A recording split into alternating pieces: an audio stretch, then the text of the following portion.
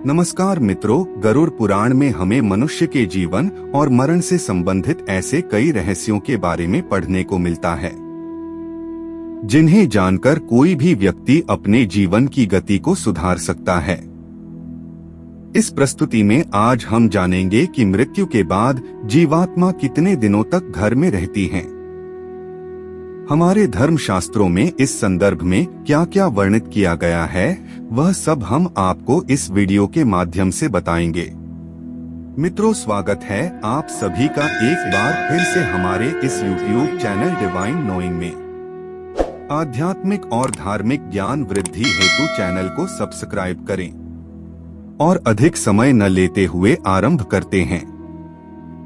गरुड़ पुराण वैष्णव संप्रदाय से संबंधित है और इस पुराण के अधिष्ठाता देव सृष्टि के पालनकर्ता भगवान विष्णु है और 24 घंटों के दौरान जीवात्मा को उसके संपूर्ण जीवन का लेखा जोखा दिखाया जाता है, जिसमें यह आकलन होता है कि अपने जीवन काल में इस जीवात्मा ने कितने पाप और पुण्य किए हैं, कि इसके पश्चात आत्मा को फिर उसी घर में लाया जाता है जहां उसने अपने शरीर का त्याग किया था और 13 दिन तक वह जीवात्मा वहीं अपने परिवार के बीच रहती है।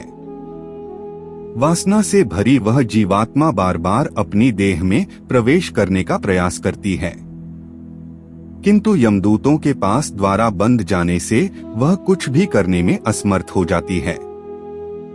वह अपने परिवार, रिश्तेदार व मित्रों को उसकी मृत्यु का शोक मनाते देखती है तो वह उन्हें चुप कराने का प्रयास भी करती है, परंतु उसकी उपस्थिति का ज्ञान किसी को नहीं होता है। फिर वह अपने सामने स्वयं के मृत शरीर को देखती है और भूख प्यास से जोर जोर से विलाप करते हुए रोने लगती है। इसके साथ साथ गरुड़ पुराण में यह भी बताया गया है कि मनुष्य पुण्य कर्म तो करता है, परंतु उसके पुण्य की संख्या उसके द्वारा किए गए पापों से कम होती है। अर्थात मनुष्य पुरुषों की अपेक्षा पाप अधिक करता है। इसके समाधान स्वरूप मृत्यु के पश्चात पिंडदान करना आवश्यक बताया गया है। 10 दिनों तक जीवात्मा के उद्देश्य से पुत्रगण पिंडदान देते हैं। अगर मृतक का पिंडदान नहीं किया गया तो जीव आत्मा अनंत काल तक भटकती रहती है और हजारों सालों तक पीड़ा व कष्ट भोगने के बाद अगला जन्म लेती है। प्रतिदिन दिए जाने वाले पिंड दान के 4 भाग हो जाते हैं और उसके 2 भाग से मृतक का शरीर बनता, तीसरा भाग यमदूत लेते हैं और चौथा भाग मृतक को खाने के लिए मिलता है।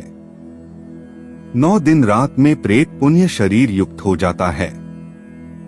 शरीर बन जाने पर प्रेत प्राणी को अत्यधिक भूख लगने के कारण आहार स्वरूप पिंड दान प्राप्त होता है। गरुड़ पुराण के अनुसार 10 दिन तक दिए जाने वाले पिंडदान में विधि मंत्र, स्वाहा, आवाहन और आशीर्वाद का प्रयोग नहीं होता है। केवल नाम तथा गोत्र से पिंड दान दिया जाता है। मृतक का दाह संस्कार हो जाने के पश्चात उन्हें शरीर उत्पन्न होता है। मृत व्यक्ति के जल जाने पर पिंडदान द्वारा उसे 1 हाथ लंबा शरीर प्राप्त होता है, जिसके द्वारा वह प्राणी यमलोक के मार्ग में अपने शुभ कर्मों को भोगता है। पहले दिन जो पिंडदान दिया जाता है उससे मूर्धा, दूसरे दिन के पिंडदान से ग्रीवा और दोनों स्कंध बनते हैं। तीसरे दिन के पिंडदान से हृदय व चौथे दिन के पिंडदान से पृष्ठभाग उत्पन्न होता है। 5वें दिन के पिंडदान से नाभि, 6ठे दिन के पिंडदान से कटिप्रदेश, 7वें दिन के पिंडदान से कुछ से भाग, 8वें दिन के पिंडदान से शुरू, 9वें दिन के पिंडदान से तालू व पैर और 10वें दिन के पिंडदान से सुधा की उत्पत्ति होती है। जीवात्मा शरीर प्राप्त करने के पश्चात भूख से पीड़ित होकर घर के द्वार पर रहता है।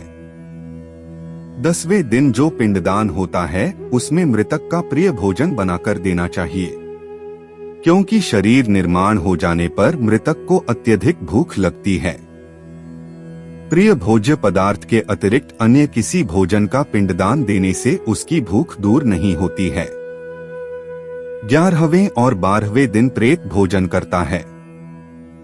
मरे हुए स्त्री पुरुष दोनों के लिए प्रेत शब्द का उच्चारण करना चाहिए।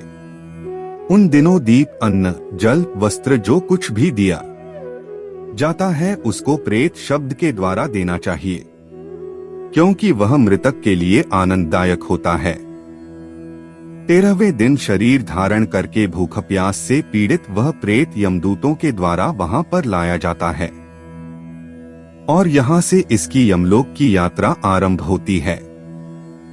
मनुष्य अपने कर्मों के कारण ही मृत्यु के पश्चात होने वाली यातनाओं को भी रोकता है।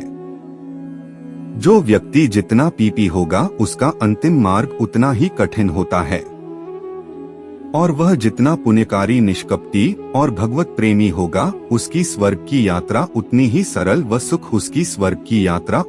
सरल व सुखदायक होगी। इसलिए हमें यह ध्यान रखना चाहिए कि कर्मों का फल जीते जी ही नहीं अपितु मृत्यु के पश्चात भी भोगना होगा। गरुड़ पुराण का यह भाग हम यहीं पर समाप्त करते हैं। हमारा उद्देश्य केवल आपके ज्ञान में वृद्धि करना व धर्म के प्रति आपकी जिज्ञासा को बढ़ाना। अगर हमसे कोई त्रुटि रह गई हो तो हमें क्षमा करें। मित्रों, वीडियो अच्छा लगा हो तो वीडियो लाइक करें और चैनल को सब्सक्राइब अवश्य करें। तब तक के लिए जय जय श्री राम।